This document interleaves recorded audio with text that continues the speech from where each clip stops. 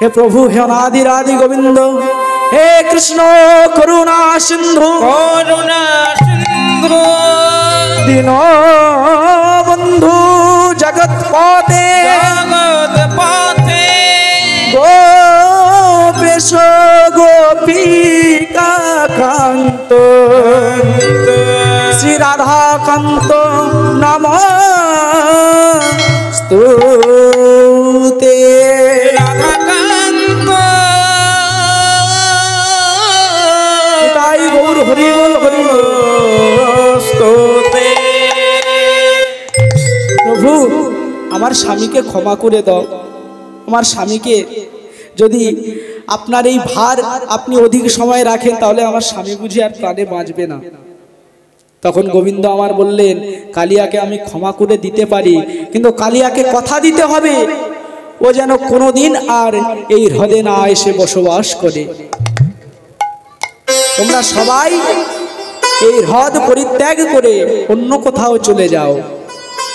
তখন কালিয়া বললেন, প্রভু আমায় ক্ষমা করুন প্রভু, আমি এই হ্রদে এসেছি একটা বিশেষ কারণে। কেন?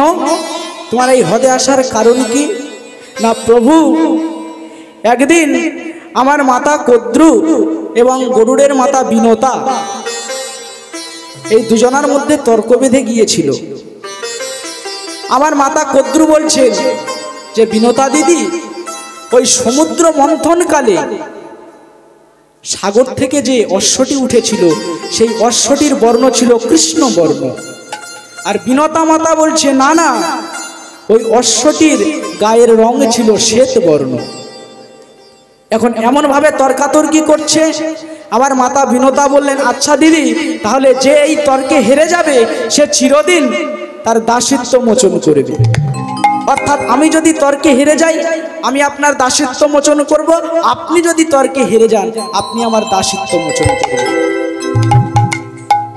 এমন কথা যেই আমি কর্ণে শুনতে পেলাম, এবং মা যখন আমাদের কাছে এলো, আমি বললাম, মা তুমি একই তর্ক করে এলে, তুমি যে তর্কে হেরে যাবে। বলে, কেন বাবা?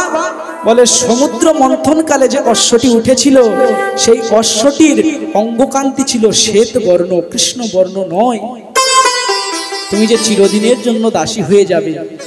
আমার মা তখন দুঃখ করে বলেছিল, ওরে কালিয়া, তোরা এতগুলো পুত্র থাকতে, এতগুলো সন্তান থাকতে আমি অন্যের দাসিত্ব করব? তোরা এই দাসত্বের কি কোনো প্রকার প্রতিভেদ করতে পারিস না? আমার মায়ের দুঃখের কথা শুনে আমি সেই নিশিতে গিয়ে আমার বিষের প্রভাবে, তীক্ষ্ণ বিষের প্রভাবে, সেই সাদা অশ্বটিকে আমার বিষের প্রভাবে কৃষ্ণবর্ণ করে দিয়েছিলাম। সেই জন্যে আমার মাতা তর্কে জিতে গিয়েছিল এবং গরুড়ের মাতা বিনতা তর্কে হেরে গিয়েছিল। আর এই কারণের জন্য গরুড় আমাদেরকে দেখলে ভক্ষণ করে, আমার বংশধরকে যেখানে পায় ধ্বংস করে দেয়। আমাকে ভক্ষণ করবার জন্য সে ঘুরছে। কিন্তু একদিন আমি খবর পেলাম যে এই হ্রদের উপরে সৌভুরি ঋষি নামে, সৌভুরি মুনি নামে একটা মুনি তপস্যা করে। আর ওই পক্ষীরাজ গরুর এই ডালের উপরে এসে বসে থাকত এবং এই হ্রদের মাছ তিনি আহার করতেন, সকল মাছ ধরে খেতেন। একদিন ওই মাছের দল সৌভুরি মুনির চরণে নিবেদন করলেন, প্রভু আমাদেরকে রক্ষা করুন, পক্ষীরাজ গরুর আমাদেরকে ভক্ষণ করে চলেছে। তখন মাছেদের অনুরোধ রাখার জন্যে সৌভুরি মুনি কমণ্ডলু হতে জল নিয়ে বলেছিলেন, পক্ষীরাজ গরুর, আমি আপনাকে অভিশাপ দিচ্ছি, আজকের পর থেকে যদি আপনি কোনো সময় এই হ্রদের আশেপাশেও আসেন, তাহলে আপনি আমার অভিশাপে পুড়ে ভস্মীভূত হয়ে যাবেন। এই কথা আমি শ্রবণ করে আমার পত্নীগণদেরকে নিয়ে আমি এই হ্রদে এসে আশ্রয় নিয়েছি। বলছে, কালিয়া, তোমার সে ভয় আমি দূর করে দেব। কেমন ভাবে? ওগো কালিয়াকে প্রভু অভয় করি, কালিয়াকে প্রভু অভয় করি, চরণ চিহ্ন দিল শিরোর উপরি, চরণ চিহ্ন দিল শিরের উপরি, চরণ চিহ্ন দিল শিরোর উপরি, ওগো চরণ চিহ্ন দিল শির উপরি। বলছে, কালিয়া, আমার এই চরণের চিহ্ন তোমার শির উপরে দিয়ে দিলাম। আজকের পর হতে যখন পক্ষীরাজ গরুড় তোমার সম্মুখে আসবে, তুমি তোমার ফোনাটি বিস্তার করে আমার এই চরণ চিহ্নটি দেখিয়ে দেবে, তাহলে ও তোমাদের কোনো ক্ষতি করবে না। এমন ভাব দর্শন করে কালিয়ার পত্নীগণ তারা আনন্দে উদ্ভাসিত হয়েছে।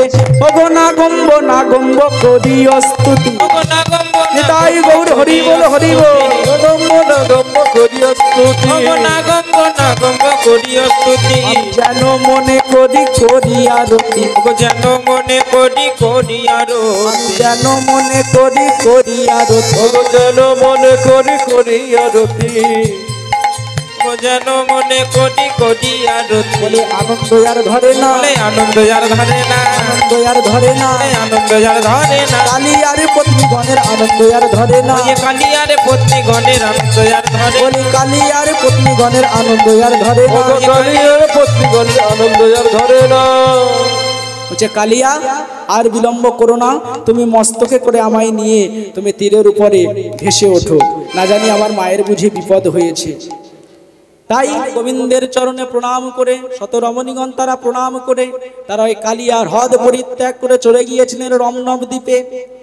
আর যেই দিন কালিয়া পত্নীগণদেরকে নিয়ে চলে গিয়েছিলেন, সেই হতে বৃন্দাবনের ওই কালিয়া হ্রদের বিশ্বজল পরিত্যাগ হয়ে স্বাভাবিক জলে পরিণত হয়েছে। যে মায়েরা বৃন্দাবনে গেছেন তারা পরীক্ষা করে দেখতে পারে। যাই হোক, তাই আজ যখন গোবিন্দকে তীরের উপরে তুলে দিলেন, তখন মাতা যশোমতী গোবিন্দকে পেয়ে গোবিন্দকে জড়িয়ে ধরলেন। গোবিন্দকে জড়িয়ে ধরে আনন্দলোলে তিনি ভাসছেন। সখাগণ গোবিন্দকে দর্শন করে তাদের মনে আনন্দের জোয়ার উঠেছে।